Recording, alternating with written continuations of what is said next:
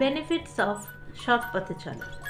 সৎ পথে চললে মন শান্ত থাকে, আত্মসম্মান বাড়ে, মানুষের বিশ্বাস ভালোবাসা অর্জন করা যায়, আর জীবনে দীর্ঘমেয়াদে সফলতা আসে।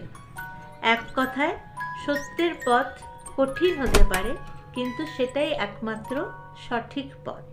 তাই সত্যের পথে চলুন, সত্য কথা বলুন, সৎ সঙ্গের সাথে মিশুন। দেখবেন আপনি জীবনে ঠিক সাকসেস পাবেন। কখনো তাড়াতাড়ি সাকসেস পেতে গিয়ে অসৎ পথে যাবেন না। তাহলে হয়তো আপনি তাড়াতাড়ি সাকসেস পাবেন, কিন্তু সেটা কিন্তু দীর্ঘমেয়াদী হবে না।